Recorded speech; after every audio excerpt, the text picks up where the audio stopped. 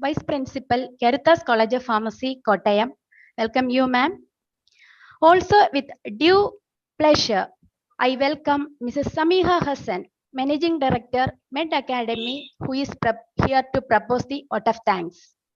Next, I extend my gracious welcome to the President of KPGA, Dr. P.K. Srikumar, General Secretary Sri Abdul Nasir, the Executive Committee members, and all the office bearers of Kerala Pharmacy Graduate Association. Last but not least, I present a friendly and lovable welcome to all the participants of this webinar. I am sure that you all will feel enriched with the knowledge after the completion of this event. I welcome you all once again to this seminar and hope you all will have a great time ahead. Thank you. Thank you so much, ma'am, for your lovely words. With much respect, now let me invite a very calm but very active and the experienced pharma professional as the chair of the event, Dr. John Joseph, Principal, Lisi College of Pharmacy, Kochi. With much respect, I'm inviting you, sir, for delivering a few words. Over to you, sir. Thank you, Sonu. Thank you for the introduction.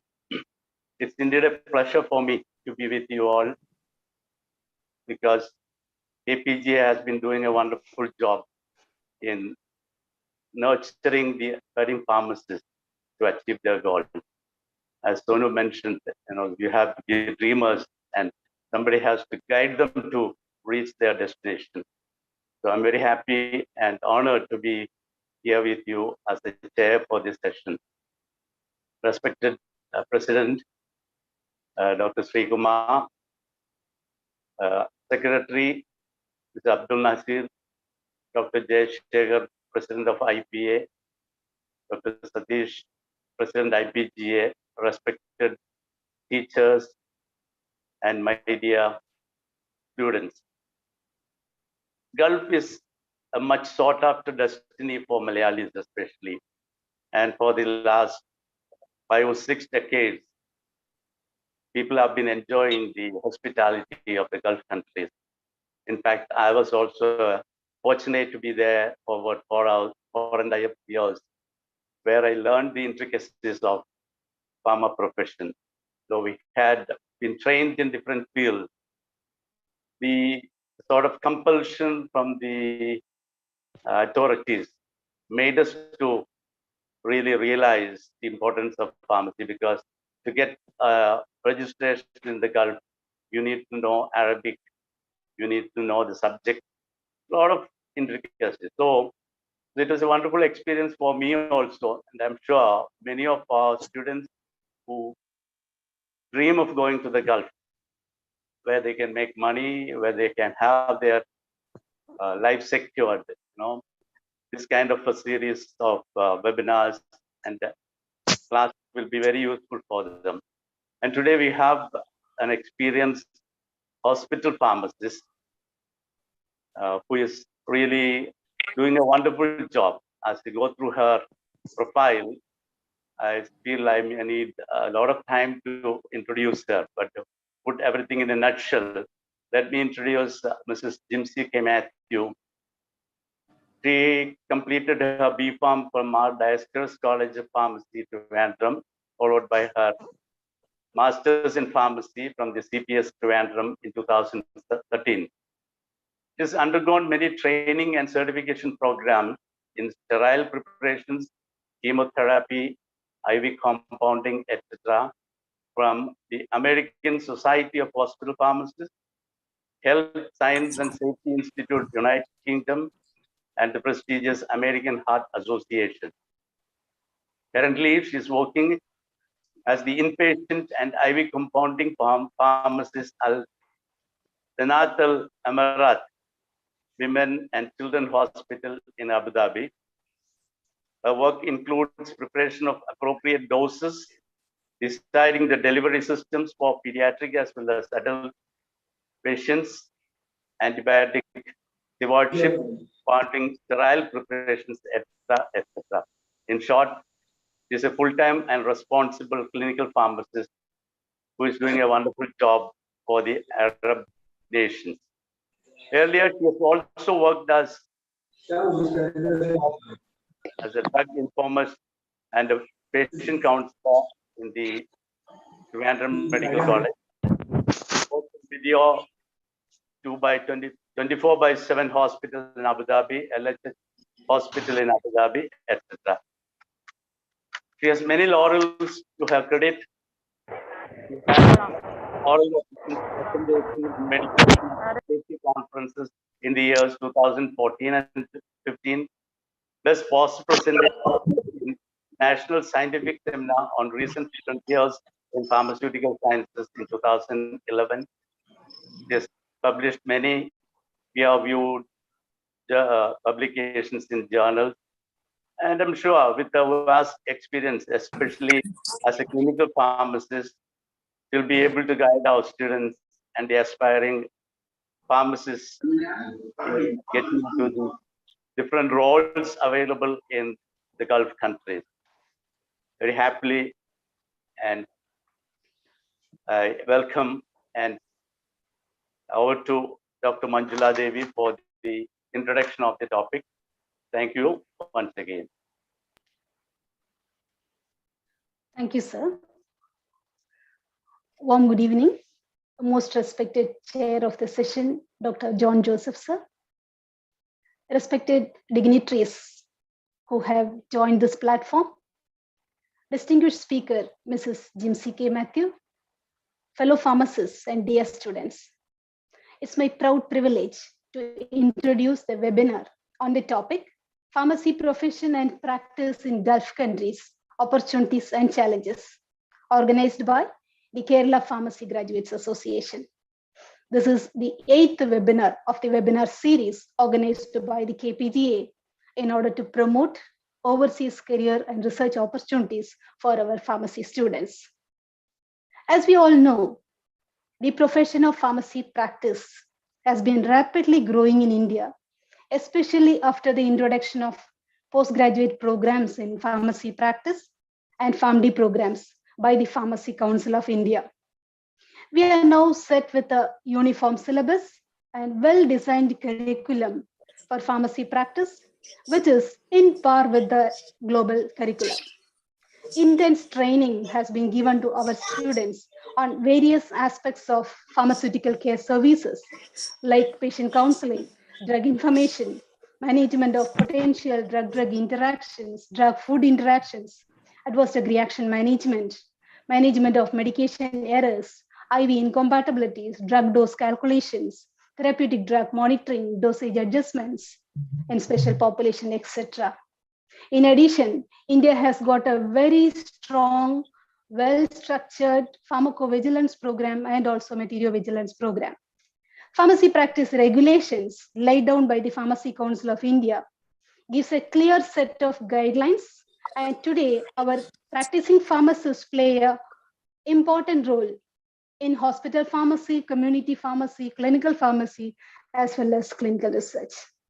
However, the profession of pharmacy practice or the profession of pharmacy in India is constantly in search of better ways to advance the system of pharmacy practice in India and also to match with that of global standards. And it is identified as the need of the hour.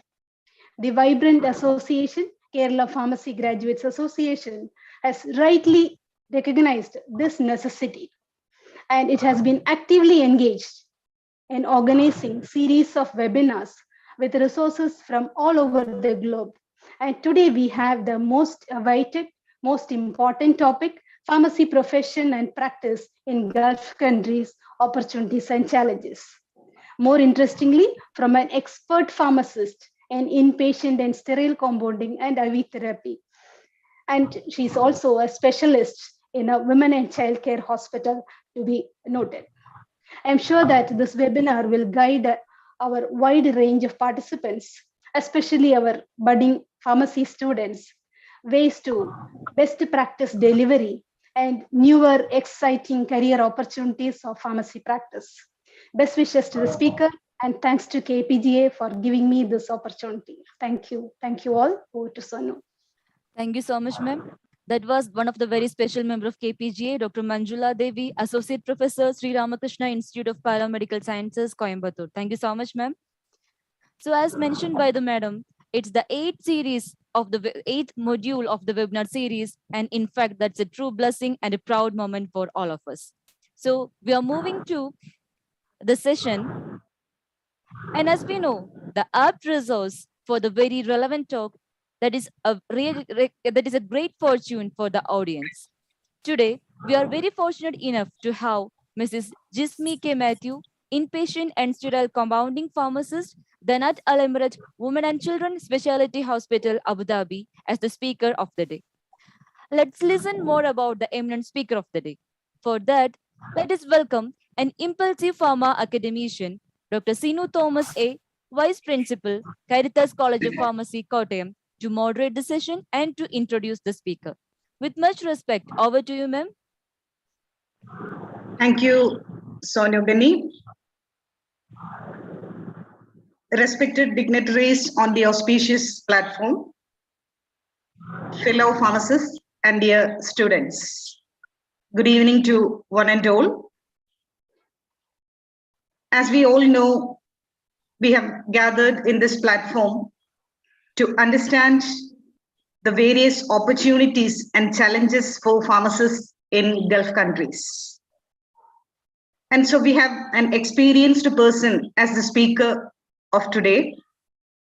So before I invite the speaker to deliver the talk, it's my pleasure and privilege to introduce the speaker. Already John sir introduced the speaker, but I would like to add little more detail about the speaker. Ms. Jimcy K. Mathew had completed B.Pharm from Dioscorus College of Pharmacy, Thiruvananthapuram, and M.Pharm in Pharmacy Practice from Government Medical College, Trivandrum. Then she moved to Abu Dhabi and was working as a clinical pharmacist at LLH Hospital. From 2015 to 2020, she was working as the inpatient pharmacy in charge at Media Hospital, Abu Dhabi. In 2020, she moved to Danat Emarat Women and Children Hospital, Abu Dhabi, and now she is the inpatient and IV compounding pharmacist in this hospital. And with this brief introduction, on behalf of KPGA, I invite Ms. Jimcy K. Mathew to deliver the session. Over to you, madam.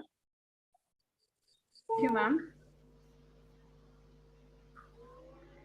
Am I audible and visible? Yes, yes, yes. Okay. We can proceed. Let me share my screen. Give me a second.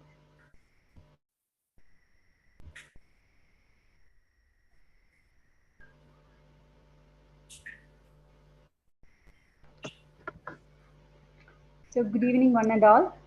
Respected dignitaries, delegates of Kerala Pharmacy Graduate Association, fellow pharmacists, dear students.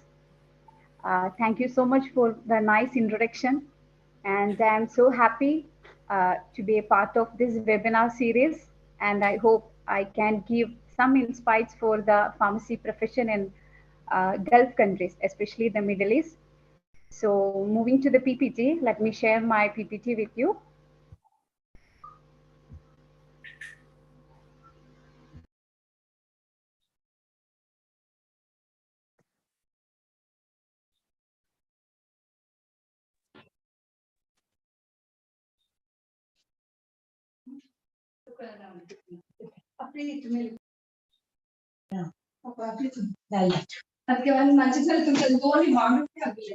Participants, please note, mute your phones.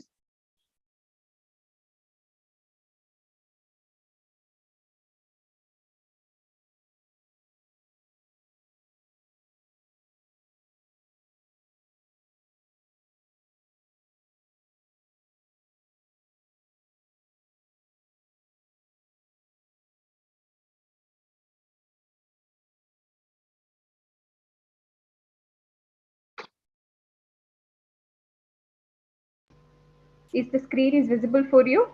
Yeah. Okay, thank you. So let me start with the webinar. the pharmacy profession and practice in Gulf countries, opportunities and challenges. So as Dr. Joseph mentioned, myself working as an inpatient and sterile compounding pharmacist in Danat, Emarat Women and Children Pediatric Speciality Hospital. So coming to the opportunities. So I would say rather than moving Madam, into you can put the slide in presentation mode. One second, ma'am.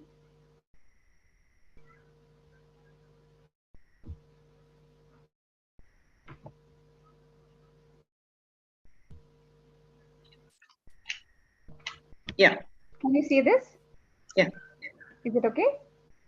Okay, thank you. So we have two sessions. We have the opportunities and we have the challenges. Okay. So we will start with the opportunities. What are the opportunities for pharmacists in Gulf countries? Okay. So this portion we can just divide it into two sessions, like to be a pharmacist, or what is the registration process, or what is the licensing process, which is really required to work as a pharmacist in different Gulf countries.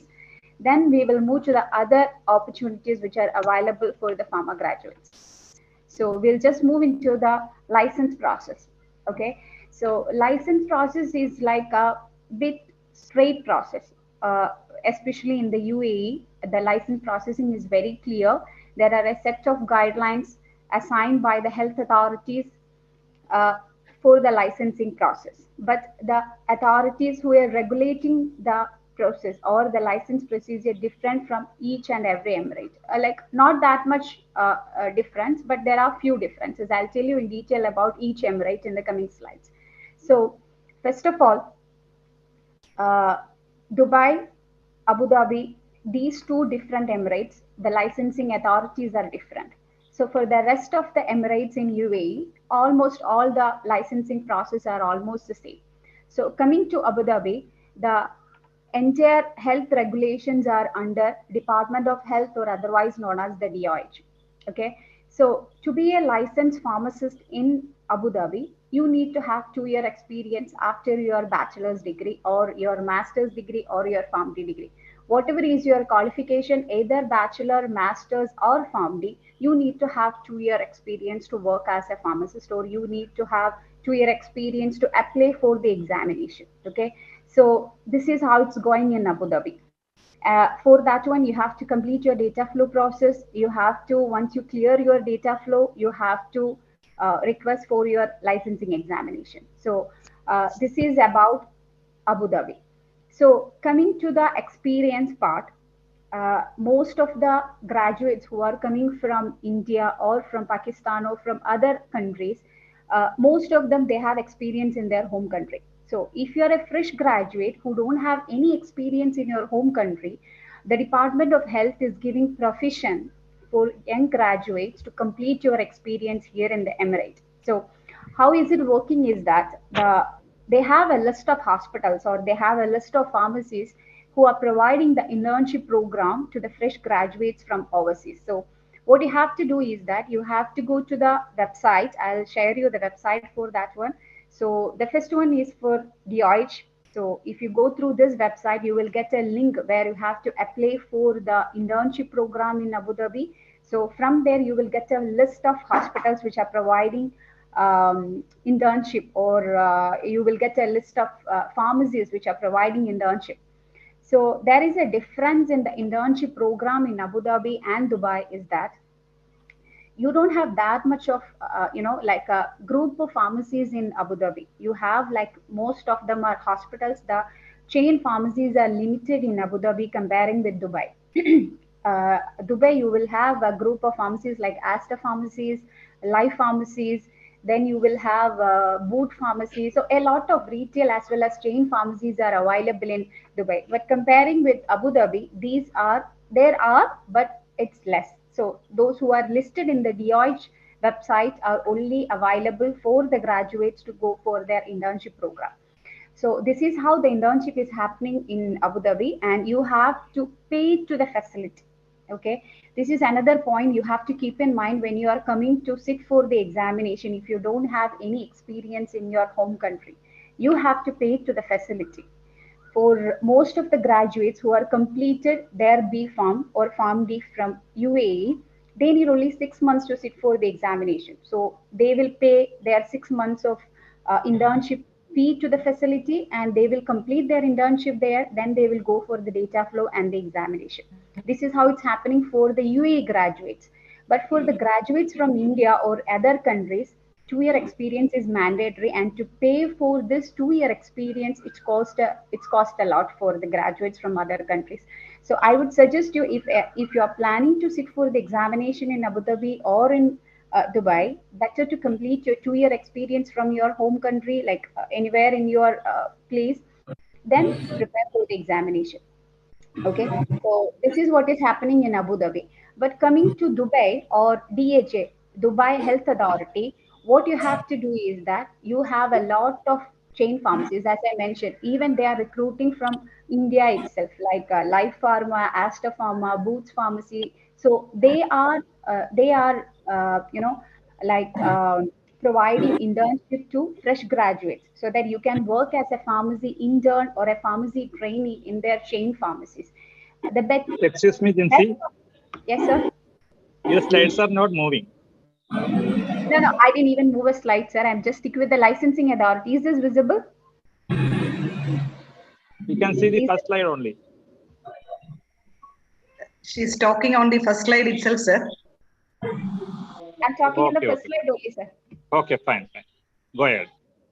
Thank you. So regarding the license process in Dubai Health Authority for the interns or those who want to complete their internship in Dubai, as I told you regarding the chain of pharmacies which are available there. Okay, so you can go to the DHA website. This is the second one which is showing in the slide. They will provide you how you have to apply for your internship in DHA or the Dubai Health Authority. So the best part of the training which you can do in Dubai is that they will pay for you. You will get an amount like 1,000 to 2,000 dirhams as an intern pharmacist or a trainee pharmacist. They will pay for you. So another thing is that as an intern in these pharmacies, you will get to know what is the dispensing procedure in the particular emirate. What are the rules and regulations which are governing the dispensation process in the particular emirate. At the same time, you know what are the insurance, because most of the medication dispensation is based upon the insurance. So how to get an approval for this particular medications under insurance, what are the brands available for a particular product in the market. So these are the advantages of doing internship in Dubai. Okay, so DOH is responsible for Dubai Health, Department of Health is responsible for Abu Dhabi, and DHA is for Dubai Health Authority. So other than Dubai and Abu Dhabi, all the other emirates like Sharjah, Ajman, Ras Al Khaimah, and all under Ministry of Health. So same, you need to have 2-year experience to sit for your examination. Once you complete your license, you have to do your data flow, then you can sit for your examination. So these are the main licensing authorities which is governing the examination and the registration process in UAE. Okay, so coming to the other country, like majority of the graduates are working in UAE, Saudi, and Qatar, like that. These are the major graduates working in these Gulf countries. So coming to Saudi Arabia, you have to have your examination there, like the Saudi pharmacist licensing examination. So there is 2 kind of examinations in Saudi. Okay, so there you have a prometric examination and the Pearson view examination. So prometric examination, excuse me, if you want in a community as well as a retail pharmacy, you have to clear your prometric examination. Okay, so in that case, like those who have your bachelor degree, like a bachelor in pharmacy degree, they can sit for the prometric exam. And same, you need to have your 2-year experience after your bachelor's to sit for the examination. Coming to the Pearson view, you like those who are eligible to sit for the Pearson view examination is like the masters and the family students with 2-year experience. So those who have the Pearson view license, they are eligible to work in a hospital setting or a clinical setting. Okay, and this is how the registration process happening for Saudi Arabia. So coming to the another major country like is Qatar. So for Qatar also there is like different positions are available. Pharmacists like pharmacy technician, pharmacist, clinical pharmacist. These positions are available in almost all the Gulf countries. But the position, I mean, the number of posts available depends on the facilities or the hospitals. That depends upon how much how many bedded the hospital is, or kind of facilities which is available in each hospital. So that depends upon the positions which is available in each hospital. So same like UAE or Saudi Arabia, you need to have your experience to sit for the licensing examination. So here in Qatar, if you have a diploma or you have a D Pharm with 3 years of experience, you can work as an assistant pharmacist or a pharmacy technician. You don't need to sit for any examination to work as a pharmacy technician or assistant pharmacist in Qatar. You just need to submit your documents, your good standing certificate from your home country, your experience certificate, whatever relevant documents required, you have to submit into the Ministry of Health, and there you can work as a pharmacy technician. Okay, so this is how the process is happening for Qatar as a pharmacy technician. Coming to the pharmacist, same, followed by 3-year experience after your bachelor's and the prometric examination. These are the steps for you to work as a pharmacist in Qatar. And nowadays, there is exclusion like the M-Pharm graduates and the PharmD graduates. You don't need to sit for your pharmaceutical examination to work as a pharmacist there. You are excluded from the examination. This is like a recent update happened in Qatar. And clinical pharmacist license, yeah. This is like, you need to have your pharmacist license first, then you can upgrade your clinical pharmacist license. That depends upon the requirements. For example, if your hospital is having a JCI requirement to have a position of a clinical pharmacist, and if you have a pharmacist with a master degree qualification in clinical pharmacy or pharmacy practice, they will internally upgrade that particular staff or that particular pharmacist to the clinical pharmacist, followed by an oral assessment, or you have to sit for your Viva examination to upgrade your license to a clinical pharmacist. So this is what is happening in Qatar. So these are the main Gulf countries, and these are the major license process or how the registration process is happening in different Gulf countries. Okay, so moving to the second part, I'll just give you a brief introduction. The role of licensed pharmacist in a hospital setup. Okay, so as you all know, like same like in India or in Kerala, we have different roles and responsibilities for different pharmacists. Okay, particularly we have inpatient pharmacist. Like inpatient pharmacist itself means that they are working in the inpatient pharmacy, which are catering medications, or they are providing their services to the inpatients in the hospital setting. Again, the number of positions for inpatient pharmacists that depends upon how big the facility is or what kind of services the facility is providing. For example, mine is like a women and pediatric specialty hospital. Like we are specialized in providing care to neonatologists, preterm babies, pediatric, and OB-GYN. So the services which we are providing is different from a multi-speciality hospital is having a surgery or an internal medicine or cardio procedures. So the services will be different. The positions of or the jobs and responsibilities of a pharmacist working in the hospital will also be different. Okay, so this is what inpatient pharmacist or the licensed pharmacist working in a hospital setting is working. And coming to the outpatient, okay, outpatient are majority are based upon the insurance. So outpatient pharmacists are mainly working on taking approvals from various insurance companies, and together with that, they're providing counseling to their patients which are coming to the outpatient pharmacies, and this is how the outpatient pharmacists are working. And coming to the clinical pharmacist, that is again, it depends how your facility or how much bedded is your hospital or what kind of facilities you are providing to the patient. So clinical pharmacist, especially in UAE, I will say like there are a different varieties of clinical pharmacist is working in different hospitals. For example, we have Cleveland Clinic, like it's based on US, it's an American hospital. They have clinical pharmacists working in oncology, then clinical pharmacists working in critical care, clinical pharmacists in working in hematology, ambulatory. So they are specialized in different specialities, you know, because the kind of patients which they are providing the services is also like that.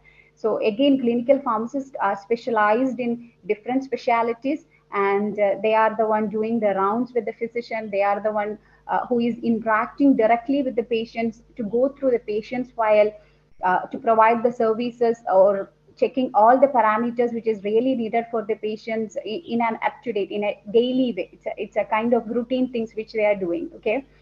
Then coming to the sterile compounding pharmacist, okay? Sterile compounding pharmacists are working in the sterile room. They are responsible for providing all the sterile preparations which are really needed for the patient. So I would say this is a kind of, you know, dedication. Like sterile room pharmacists are more into the preparation side. You know, like they have to follow the USP 797 standards. They have to have the validation. They have to know the calculations. They have to be like a little bit of more complicated, you know, like especially if you're working with a pediatric or a neonatology specialty hospital, the medications which you are providing are mainly concentrated electrolytes, total parenteral nutrition. These are all considered as a high alert medications, okay?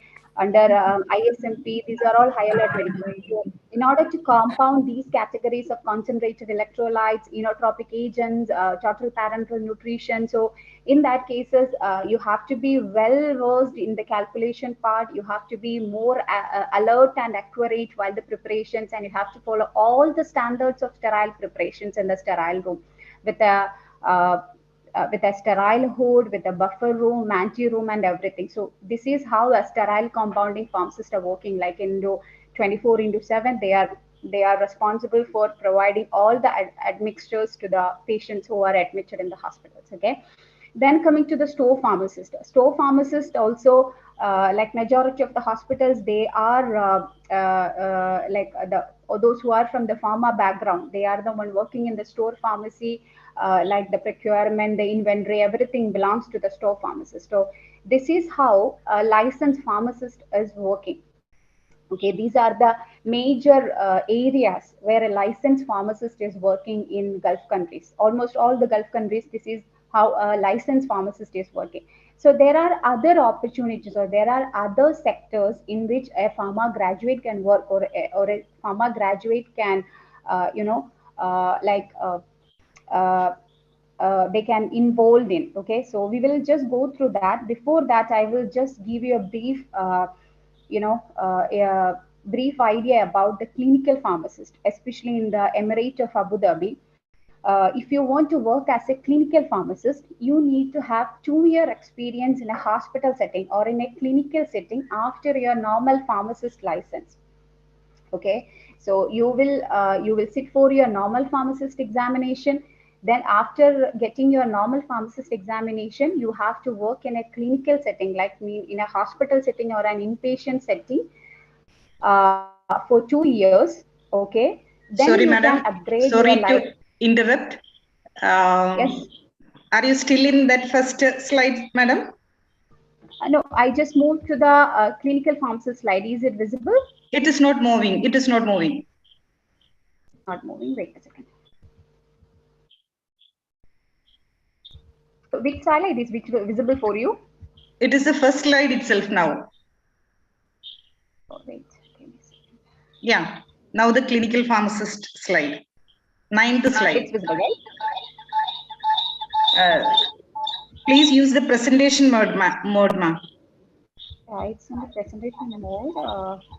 So now is it okay? It is okay, but no, it is not in the presentation mode. Below the screen. Wait a second. Yeah, that one. Slideshow. Is it clear? It's in the presentation mode now. Is it visible? It is visible.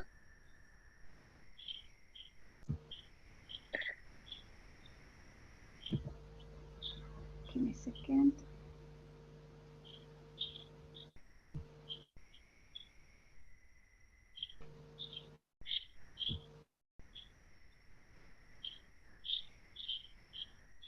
Okay, now you can see the clinical pharmacist slide, right? It's all together No, now. it is in the slide But- master. You can unshare and then share and then share again. It's better way. Let me try this.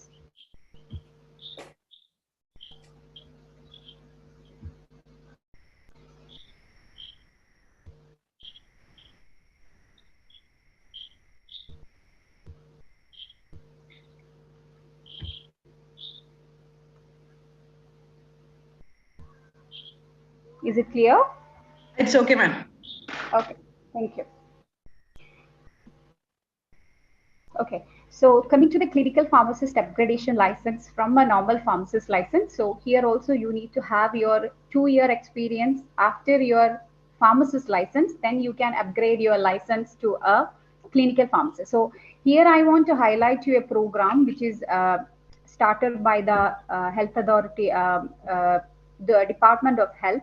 It's known as the Tanseek program. Okay, so if you are a working professional and having a master degree in clinical pharmacy, or you have a PharmD degree, you can apply for the clinical pharmacy residency program. This is the link which I shown in the slide. So if you go through that one, what are the requirements or what are the standards if you want to do a clinical pharmacy residency program and to sit for the examination, because you know, the facility which you are working may not have a clinical pharmacy department, or they don't have that kind of patients to do a clinical pharmacy program there in the hospital. So if you are a working professional which you have a qualification to upgrade your license as a clinical pharmacist, so the Department of Health is providing the Tanseek program or the clinical pharmacy residency program, which you can upgrade your license to a clinical pharmacist. Okay, again there is a clause is that you have to complete your masters or your PharmD within 5 years. If you have your graduation or your master's completed above 5 years, you cannot apply for the program. If you within this 5 years, you can apply to Tanseek for your clinical pharmacy residency program, then you can upgrade your license by appearing for the Viva examination or the oral assessment examination. Okay, so these are the licensing or the licensing process to work as a pharmacist or a clinical pharmacist in UAE or in other Gulf countries. So coming to the other opportunities of pharma graduates, yeah, sorry, before that I will just highlight you some of the specialities in which a pharmacist can work. Okay, so this is known as the Board of Pharmacy Specialties. I think most of you are aware about this Board of Pharmacy Specialties under American Board of American Society of Hospital Pharmacists and the Board of Pharmacy Specialty. So the coming to that point, I would say the opportunities of pharmacists depends upon how you are enhancing the skills. You know, if you want to work as a normal pharmacist, those who are concentrated in the normal dispensing procedures or checking the interactions or whatever it is, rather than enhancing the skill, okay, this is it's a very good opportunity for pharmacists, not only in UAE, anywhere. If you want to enhance your skills or enhance your opportunities, this is a wonderful experience. Like those who have the time, those who have the dedication, those who have the determination to enhance your skill, just go through the SHP website. You can see a lot of certification programs available for the pharmacist. Okay, for example, you have the certification available for sterile compounding, you have the certification available for nutrition support, for pharmacotherapy, for oncology, and nowadays they added many more specialities like Excuse me, madam. The slide is not moving. No, I didn't move it. This is the pharmacy specialty slide. Is it visible? No, sir. No, ma'am. Now it is in the clinical pharmacist slide itself. 9th slide. Yeah. Now it is 10th. Is it visible? Yeah. Okay. So coming to the pharmacy specialties, as I mentioned, these are the 2 links which you can go and check which kind of certification you want to upgrade or which kind of examination you want to sit to upgrade your professional skills. As I told you, like sterile compounding pharmacist and nutrition support pharmacist is something different than a normal pharmacist, what they are doing in your routine work. Okay, so this is something new so that you can learn and you can enhance. what is the advantage of this kind of specialties is that if you have a hospital, or if you are if you get an offer letter from a hospital is having a sterile compounding, or a hospital is having any chemo admixture preparations or anything in which a pharmacist is really required, so you will be selected for that particular position. This is how you are enhancing the opportunities, or you are finding opportunities rather than a normal dispensation pharmacist. So if any pharma graduates are here, or any B Pharm students or master students are here, just have a look on the website and just go through their details. And if you have any particular intention to enhance your goals or enhance your career, this is the better option, I would say, to enhance your skills. Okay, so this is how the pharmacy specialties under American Society of Hospital Pharmacists for the certification as well as the examination. So once you clear your specialty examination, you will have your designation, same like board certified board certified pharmacotherapy specialist, or board certified oncology specialist pharmacist, or board certified sterile compounding pharmacist. So this is how the designation they are providing for candidates who are clearing the examination. Again, you need to have 3-year experience after your license. Okay, so if you have a license in your home country under Pharmacy Council, or UAE, or US, or anywhere, if you have 3-year experience, you can sit for your examination. Okay, so this is how the specialties. So coming to the next opportunities of pharma graduates, we explained about the hospital pharmacy, retail pharmacy, pharmacy store. The next one is the pharma marketing. Okay, so pharma marketing is it's a kind of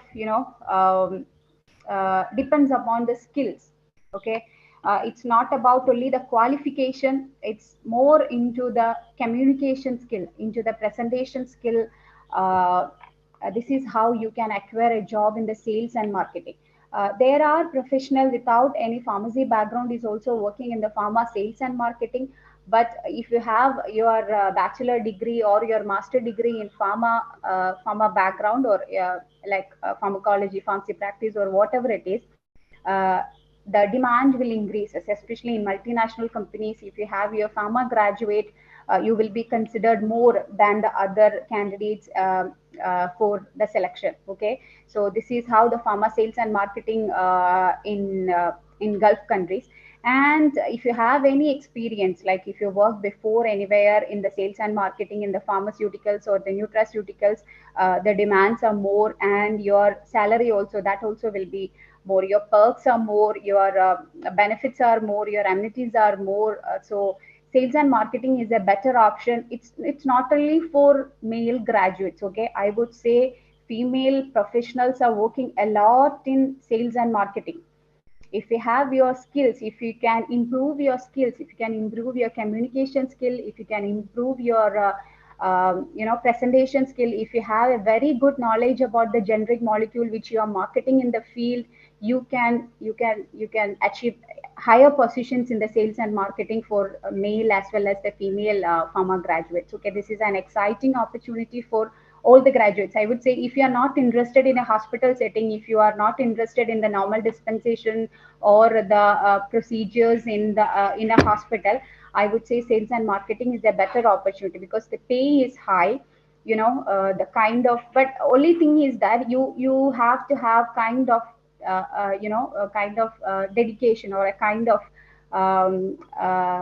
achievement you have to do in your particular. For example, if you are allotted with a particular area or a particular region, you have to achieve the particular sale. So it's a kind of target completion, you have to do that. So in UAE market, it's more like a competitive market because a lot of companies are there, multinationals are there.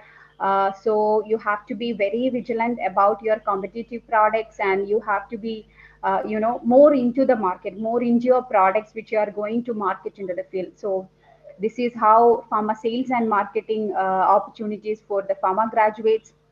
And you will have increments, okay, based upon how you are completing the target, how you are achieving your sales. So all the increments and your packages are depends upon your target completion. Okay, so this is one field, this is one opportunity, I would say, for the pharma graduates. Coming to the regulatory affairs, this is, I think it's almost everybody familiar with the regulatory affairs because it's not that much into the GCC countries. There is why there is less positions for regulatory in GCC countries or in the Gulf countries is that uh, the productions are very less. Okay, in order to get the approval from the regulatory authorities or to get the proper paperwork and everything from the authorities, this is like a positions will be very less. This is what I would say comparing Madam, with next slide. yeah, sure. Okay, so this regulatory positions, like what exactly they are doing is that they are the one who are working as a link or a connection between the regulatory authorities. For example, if you want to market a product or you want to distribute a product in the UAE market, you want to get it approved from the health authorities. For Abu Dhabi, you want to get it approved from the Department of Health, or in other Emirates, it's like a Ministry of Health. So in order to comply with the appropriate legislation and to the regulation and everything, this is how regulatory affairs people are working, or the regulatory associates are working. Here also there is a hierarchy, like there are associate, there are executive, there are officers, there are managers working in the regulatory affairs field. So experience is a must for a graduate to the entry level. So the pay will be less in the entry level, but gradually you can upgrade your, you can upgrade the ladder and you can achieve the higher positions also. And again, multinational companies, the pay is very, I cannot say it's a very rosy salary, like it's a kind of, in the UAE market, I would say the starting salary is from 4,000 to 5,000 minimum. Okay, and depends upon the company's portfolio and your experience, you will get your increments. Okay, and most of the companies, they need professionals having a very good regulatory knowledge. It's most of a kind of paperwork, so you have to have an idea about how the legislation is working here, or how the authorities are working here, how you are going to compliance your product with the regulatory authorities. So you need to have an up-to-date knowledge, because rules are keep on changing here in Gulf countries regarding the distribution of products in the market, or the introduction of a new product into the market. So you need to have an up-to-date knowledge into that. So this is the area where pharma graduates can work. So coming to the next one, I would say pharma industries. Okay, so pharma industries are not that much comparing with India. We don't have that much of production units here, especially in UAE. We may have like maybe 2 or 3 maximum industries here. So it's like the positions available are also very less, depends upon your experience. Mainly here, the pharma graduates are working in in the inspection of the raw materials which are coming to the in the warehouse, and the quality checking, the validation, the GMP. This is how the pharma graduates are working. But the number of positions are very less since there are not that much industries in the Gulf countries comparing with India or other countries. So this is there are opportunities available, but still it's very less comparing with a pharmacist position, or a kind of hospital pharmacy position, or a retail pharmacist position. The pharma industry positions are very less for pharma graduates. Then coming to the teaching faculty, since a lot of universities or pharmacy colleges are available in most of the Gulf countries, so there are a need of teaching faculty also. But get into the teaching profession is a bit tedious thing here in the Gulf countries, because most of the students here are the Arabic speaking, so they prefer Arabic staff. But there are a lot of Indian faculties are working in different universities and different colleges in the Gulf region. Here also PhD is mandatory. They prefer to have those candidates with a foreign PhD, like especially from the American or the North American, or kind of they are giving preference to candidates with that kind of PhD. And experience, which is a very must. How many papers you have published, how much of experience you have in the teaching area. This is kind of things which you have to consider when you are taking teaching faculty. So same like industries also, or other profession also, into the teaching facilities are very less. Teaching faculty is very less. Only thing is that the entry position. Once you enter into a teaching facility or in a university, you can just have your experience, and to upgrade your qualification, then you can promote it to a like positions like professor, assistant professor, positions like that. Okay, so this is also available in Gulf countries, but comparing with a normal pharmacist, the positions are very less. Okay, so these are some of the opportunities available for pharma graduates in the Gulf countries. So again, I would say opportunities are something we have to find. Okay, this won't come to your way. You have to go and find your opportunities. I will explain to you in detail in the last slide. So coming to the challenges, uh, first challenge I would say in almost all the Gulf countries is nowadays is the localization or the nationalization or the Emaratization, whatever it is, because nowadays the Gulf countries, they are very particular in involving their nationals into almost all the fields, not only to the medical field or the pharmacy field, almost all the fields. They are like, for example, if you are working in a bank sector, or if you are working in a hospital sector, they need to have this much positions of their locals or the nationals to be working to that particular. So if they are involving more into this positions, the availability of the jobs available for the other nationalities also will be different. I would say like this is badly affected by Saudi Arabia, comparing with UAE or Qatar or Bahrain or any other Gulf countries. Saudi Arabia is the one which is promoting localization a lot. So this is one major challenge I would say many of the pharma graduates are facing. And the second one is, I would say, the supply versus demand, in the sense, for example, UAE itself, there is a more, I think, 12 to 15 pharmacy colleges are available. Okay, so the number of graduates from each batch is like more than 100 from one college. So a lot of pharmacy graduates are available in the market. Not only the pharma graduates from UAE, there are graduates coming from India, Pakistan, Sudan, like Arab countries. There are a lot of pharmacy graduates are available. So in the market is almost, I would say, saturated with pharma graduates.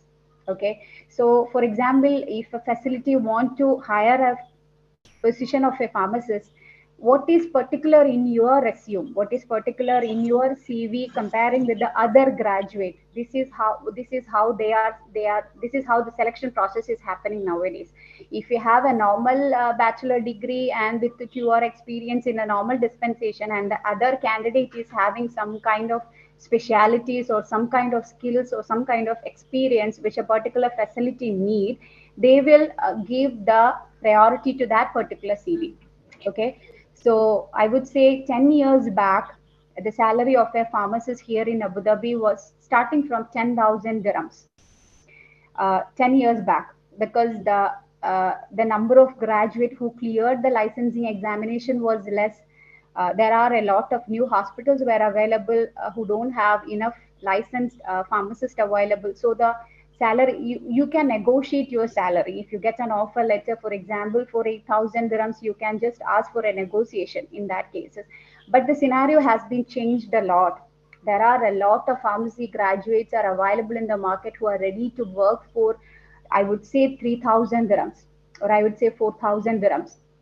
So the supply is more. A lot of graduates are available and ready to work in retail or wherever it is. So this is one challenge. Okay. So another thing I mentioned is the low salary. Salaries are coming less because the availability is more.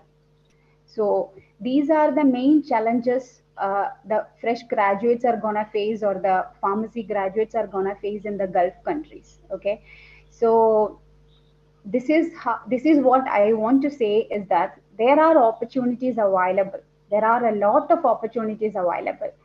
Until and unless you have the determination, you have the spirit, you have that dedication, you have that sacrifice to change the goal, your career goal. Okay, so these are the challenges and these are the opportunities available for pharmacists. So I would just show you a takeaway for all of you, how to turn your challenges into your opportunities.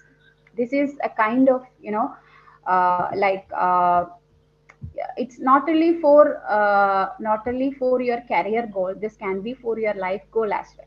Okay, so if any pharma students are here, if you are in your 3rd grade or if you are in your 4th grade, just choose a goal.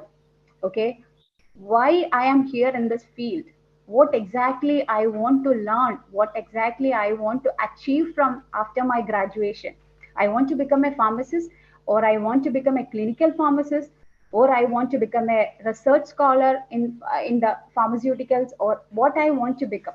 So you have to choose your goal first, and you have to determine what exactly I have to achieve it. Okay, and you have to list out everything that needs to happen. So in order to achieve the goals, what exactly the things I have to keep it ready. For example, I want to become a pharmacist in Gulf country, or I want to become a pharmacist in US. So what are the things I have to be keep it ready to become or to achieve that goal? You have to have your experience, you need to have your good standing certificate, you need to have your specialty exams, you need to have your IELTS or your TOEFL examination if you are going to US, Canada, or any other countries, or you have to sit for your licensing examination. So you have to list out what are all the things which I have to work for in order to achieve the goal. Okay, then you have to anticipate what are all the obstructions which is going to coming in my way, how I have to work on that one. Okay, so for example, if I apply for the data flow, there will be a delay. Chances of delay are there to get my data flow report. Okay, if I apply for my experience certificate, there will be a chance to delay for to getting my experience certificate or a good standing certificate. So I have to anticipate my obstacles and I have to work on that one. Okay, then the next thing is that to make strategies to turn out all the obstacles. Okay, so for example, I am selected for a pharmacy position in a hospital, but there are another candidates together with me who are going to attend the interview. So there is a chance for me to get a rejection. So you have to face your rejection in a very cool way. Rejections are it's everywhere. Okay, without a rejection you cannot achieve anything. First rejection, second rejection, third rejection. Okay, so you have to be ready to achieve the rejection to attain your goal, to attain your career goal, life goal, or whatever it is. So you have to anticipate your strategies, and you have to anticipate your obstacles, and you have to make your path very clear. So these 5 steps have to be done in order to turn your challenges into your opportunities. There will be a lot of opportunities. I told you. Personally, I completed my master's in pharmacy practice. I came to Abu Dhabi. I worked as a pharmacy and an intern. I worked almost 2 years as an intern. Then I worked as an inpatient pharmacist. Then I promoted to a manager position. Then I cleared my sterile compounding examination. Then I turned my position to an IV sterile. If I can do that, everyone can do that. Because after clearing my master's, I was clueless what I have to choose, where I have to go. I don't have any idea. But once I realized this exactly is the goal, then you have to shape yourself. You have to mold yourself to achieve your career goal. There will be sacrifices a lot. There will be rejections. There will be a lot of rejections. But you have to be ready to, you have to be proactive to face all these rejections, all the obstacles, and turn out all these in your strategies. Then you can achieve your life. So this is how you have to turn your challenges into opportunities. And yeah, that's all from my side. Thank you so much. Thank you, Jimcy, for your wonderful session. And you have explained everything in detail about the opportunities and challenges in Gulf countries for the budding pharmacists. I hope And I finished on time, right? I didn't it's take too okay. much. It's okay. It's okay. Thank you. And now it is a time for discussion. So participants, please, you can post your queries on chat box. I think already there is questions. Shall I read that, or can you see? Yeah, sure. I can see. Yeah, there is. Anu, PharmD graduate from Kerala University. She's telling she has more than 2-year experience from Kerala, applied for had CP exam, but at the time of credentialing step, my application is disapproved. Yeah. Saying that lack of qualification. Yes. See, as I told you, like the registration authorities or the regulatory authorities are sometimes the rules has been changing a lot. Okay. So in order to upgrade your license to a clinical pharmacist, you cannot, most of the times this will get rejected. So what you have to do is that you have to be selected as a clinical pharmacist by a facility. Okay. Then that facility will upgrade your license on behalf of this facility. You can apply for your clinical pharmacist licensing exam. This is how it's happening. Okay. For example, if I'm working here as a pharmacist and my facility want me to upgrade to a clinical pharmacist, from my HR, they will submit a request to the health authority, and to they will approve all the documents which are really needed for the licensing procedure, and they will provide a date for your Viva examination. This is how it's happening. But from Kerala, if you are applying for your direct clinical pharmacist, the rejections are more, because they will say like your qualifications are not enough, your credentials are not enough. This is how it's happening. There are 2-3 candidates. It's happened a lot. So I would say like you have to apply for any facilities, those who are having a clinical pharmacist position. So the facility will apply for your clinical pharmacist credential. So I think this is how it's happening nowadays. Rather than applying as a single applicant or from a facility, if a facility is applying you as a clinical pharmacist, most the chances are more to get approved for your clinical pharmacist position. Yeah. There is a question from Muhammad Najib. Is the PharmD from India approved by DOH or DHA? See, I would say Abu Dhabi or Dubai or GCC countries, they are blindly following the United States of America. So if you have a qualification from PharmD from US, or if you have a North American qualification, they will give priority to that one. So for PharmD, if you have PharmD with 2-year experience in hospital pharmacy or clinical pharmacy, you will have an opportunity to work as a clinical pharmacist. They are approving a lot of PharmD students from Kerala working as clinical pharmacists here after completion of their 2 years of inpatient experience and hospital experience. I know many in person, like they are working as clinical pharmacists after the post-baccalaureate PharmD or the normal PharmD. There are a lot from Amrita Hospital who completed their PharmD from there, and from Kobe Medical College. A lot of students are working here as a clinical pharmacist. So it depends like how they are approving your credentials. But there are a lot of students working as clinical pharmacists here. And one more question from John sir. Is there any licensing required for marketing? And what about the opportunities in Kuwait? For marketing, you don't need any license to work as a marketing professional. Like only license which you need is your driving license.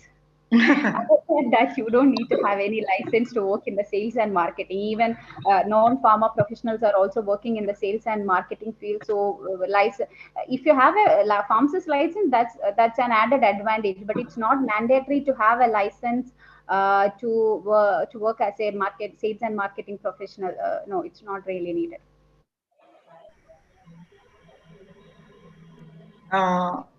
Somebody, Unmesh, is there any short-term course to study sterile compounding, as it is your field? Sterile compounding, as I told you, short-term. See, sterile compounding is kind of skill. Okay, it's not like a textbook knowledge. You will get idea about sterile compounding for the USP 79 standards, the sterile techniques, the validation techniques, and everything. You will have an idea from the textbook or from the theory. But more you have to into the practical skills. You have to work in a sterile room, or you have to work in a sterile compounding area to achieve that skill. There are a lot of courses available ASHP, they have the certification program in sterile compounding. It's like you have to complete in 4 to 8 weeks only. They will give you the credentials of sterile, but it's a bit expensive. Like I think it's like $500 to $700 for ASHP members, and I think it's like $700 to $1,000 for non-ASHP members. So other than that, there are courses available, but most of them are online. So I won't suggest you to go for something which is not providing any hands-on experience.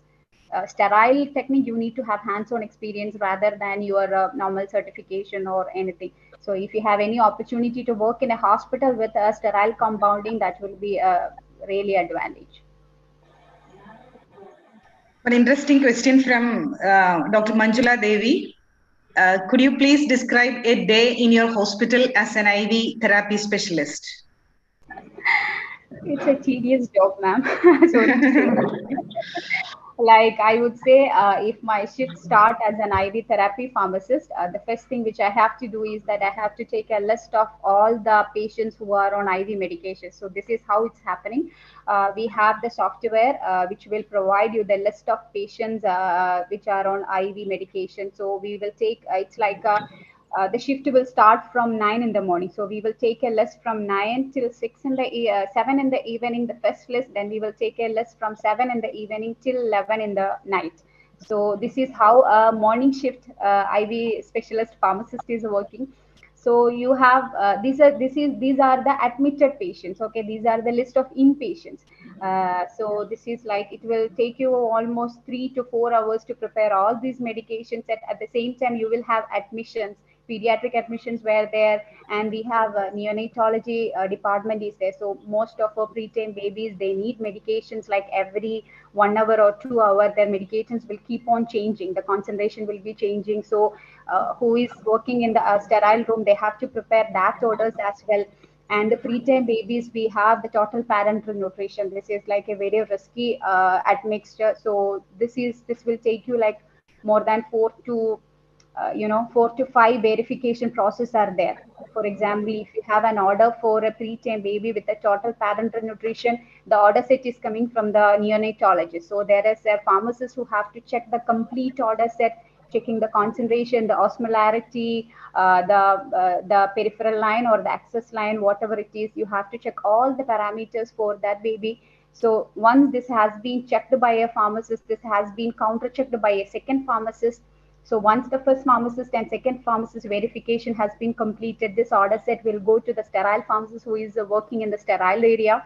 There they will aspirate all the amounts, all the ingredients which are needed to prepare the total parenteral nutrition. So once this has been aspirated in a syringe or in a needle, before incorporating into the total parenteral nutrition bag, this has been again checked by a third pharmacist, whether the values which we are aspirated in the syringe has been matching with the order set. So again, we will read back the volume which we are aspirated into the syringe into the pharmacist, which are who is in the outside, who is double checking the calculation. So the expiry and the volume which we are aspirated. So once this has been completed, we incorporated this into the total parenteral nutrition bag. Then it will go to the bedside. There the nurses will again double check before administering. So this is the total parenteral nutrition preparation itself. Then we have babies with heparin, they have with dextrose. You will get a minimum of 10 minutes to out of your sterile room. Frankly say. Just to have your lube breaks. Okay. Again, is there any opportunity for DPharm? Yeah, diploma, they are working as pharmacy technicians or pharmacy assistant. They are working in government sector as well as the private sectors and semi-government sectors as well. They are directly not into the dispensation procedure. Most of them, they are assisting the pharmacist in preparing the medications and in the sterile room, checking the expiry. There are a lot working. Okay. Mr. Selvakumar is asking the difference between BPharm and PharmD. In UAE, there is no difference. I would say BPharm graduates are working same like PharmD graduates, especially in the hospital setting. There is not that much difference. Only difference if you have a PharmD graduation from North America or from the United States. If you have a PharmD, you will be considered like a clinical pharmacist specialty, or you need to have your clinical pharmacist license to be differentiated from a B.Pharm graduate and a PharmD graduate, or you need to have your board certification. All depends upon the facility which you are working. Okay, for example, if it's an American hospital like Cleveland Hospital, if you have a PharmD with your clinical pharmacist license from the Department of Health and your board specialties, you will be considered as a clinical pharmacist, even if you are from India or whatever it is. This is how it's happening. Question from Muhammad Najib. How much is the involvement on prescription of PPN? You mean the prescription writing or the verification of prescription? Prescription writing is from the neonatologist itself, because they are the one who are determining the values of each nutrients needed for the baby based upon the daily blood reports. Okay, so they will write the prescription, but in like with the discussion with the clinical pharmacist there. So the clinical pharmacist and the neonatologist together will prepare the prescription, and it will come to the pharmacy. This has been checked and verified by the pharmacist, IV compounding or inpatient pharmacist. This is how pharmacists are involved in the TPM prescription. Okay, one more question from Ashita. What about pharmacovigilance and opportunities in GCC? Pharmacovigilance, as I told you, it's same like the regulatory affairs, like the positions are very less. Okay, so regulatory affairs people who are working in the pharmacovigilance also, but the number of positions are very less and the pay is also very less. In the initial stage, it is very less. If you have a very good experience back somewhere in any other pharmacovigilance team, or if you worked in any other regulatory affairs team, then the pay will be good, and the positions also, and your chances of promotions are also very good. But the number of positions are very less because the companies are very less here in UAE. Okay. One more question is there, Dr. Sinu? Yes. Dr. Srikumar sir has asked, is there licensing? Driving licensing is mandatory. She has already told that just for a fun, ma'am. Just for a fun. I think I am the right person to clear that out. Please. I was there in the marketing for 2 years in Bahrain. Without license, I worked for 6 months. You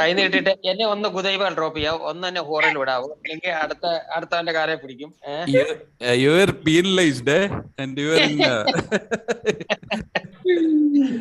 Okay. Most of the companies, they will ask for your driving license when you're working as a marketing professional.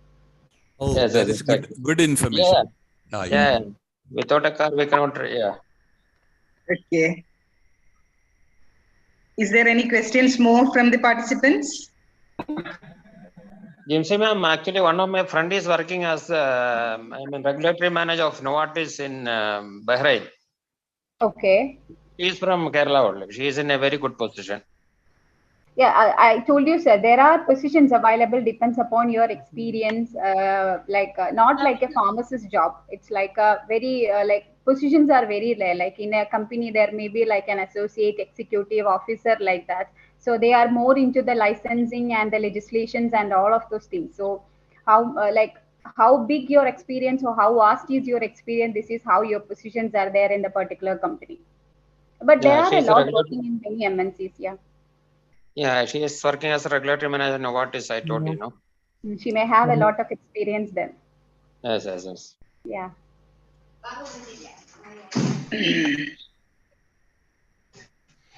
Okay. Thank you, Ms. Jimcy Mathew. Thank you all. Thank you for the nice presentation. And you have discussed everything in detail, particularly about the licensing examinations and all those and all the areas, all the opportunities in Gulf countries, and also about the challenges. And it was a wonderful presentation. And I appreciate the efforts of the KPGA office bearers for conducting such valuable and useful sessions for the budding pharmacists. And personally, I thank all the KPGA members, and particularly Dr. Srikumar sir and Nasir sir for inviting me to moderate this session. Thank you all. Thank you so much, ma'am. Without any doubt, we can say that it was a highly inspiring and very informative session. So on behalf of all the participants, I would like to thank Jimcy ma'am and also Sinu ma'am for the effective conducting of this program and this module. Thank you so much, ma'am. As we know, gratitude is not just words. It is a blend of emotions. I'm very much delighted to invite a highly efficient professional, Ms. Samiha Hassan, Managing Director, Med Academy, to propose the vote of thanks. With much respect, over to you, ma'am. Sonu, am I audible? Yes, ma'am, you are. Thank you. Good evening to all the invited dignitaries, members of Kerala Pharmacy Graduates Association, and all those present in this session. It's an immense pleasure and honor to propose a vote of thanks on behalf of KPGA for this session on the topic Pharmacy Profession and Practice in Gulf Countries, Opportunities and Challenges. First of all, I would like to congratulate all the executive members of KPGA for conducting such useful webinars for all the pharmacy professionals. First, I would like to express my sincere gratitude on behalf of KPGA to Mrs. Archana J, Principal, Jonina College of Pharmacy, Trivandrum, for her elegant welcome speech. Thank you, ma'am. Next, I would like to extend my deep gratitude on behalf of Kerala Pharmacy Graduates Association to Dr. Joan Joseph, Principal, Lisi College of Pharmacy, Kochi, for being the chair of the session. Thank you, sir. My sincere gratitude on behalf of KPGA to Dr. Manjula Devi, Assistant Professor, Sri Ramakrishna Institute of Paramedical Sciences, Coimbatore, for delivering the introduction for today's module. Thank you, ma'am. Next, I would like to express my heartfelt gratitude to the speaker of today's session, Mrs. Jimcy Mathew, Inpatient and Sterile Compounding Pharmacist, Danat Emarat, Women and Children Specialist Hospital, Abu Dhabi, who has shared all her views on all the opportunities and challenges for a pharmacy profession in Gulf countries. As we know from earlier years, most students migrate to Gulf countries after completing their pharmacy course. As of now, opportunities and challenges in Gulf countries have also been increased. In such a situation, the points shared by Mrs. Jimcy Mathew are precious and informative. And in this occasion, I express my sincere gratitude on behalf of Kerala Pharmacy Graduates Association and all the participants. Thank you, ma'am. Thank you so much. Now, I would like to extend my gratitude on behalf of KPGA to the moderator of today's session, Dr. Sinu Thomas A., Vice Principal, Caritas College of Pharmacy, Kottayam. Thank you, ma'am. Last but not least, I would like to thank all executive committee members and all the participants who joined through Zoom and YouTube links and made this session a grand success. Thank you all. Have a nice day. Over to you, Sonu. Thank you so much, ma'am. So I would like to thank all of the participants for your valuable time and presence throughout the session. So we are about to wind up the webinar series on overseas career and research opportunities for pharma students. So on behalf of Kerala Pharmacy Graduates Association, I would like to welcome all of you in advance for the voluntary session of the webinar series, which is going to happen very shortly.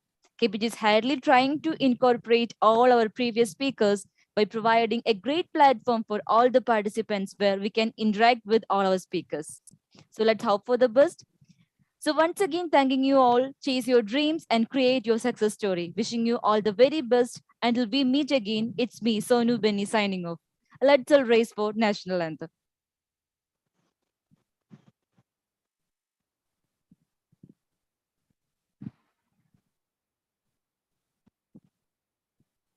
जनगण मन अधिनायक जय हे भारत भाग्य विधाता पंजाब सिंध गुजरात मराठा द्राविड उत्कल बंगा विंध्य हिमाचल यमुना गंगा उच्चल जलधि तरंगा तव शुभ नामे जागे तव शुभ आशीष मांगे गाहे तव जय गाथा जनगण मंगलदायक जय हे भारत भाग्य विधाता जय हे जय हे जय हे जय जय जय जय हे.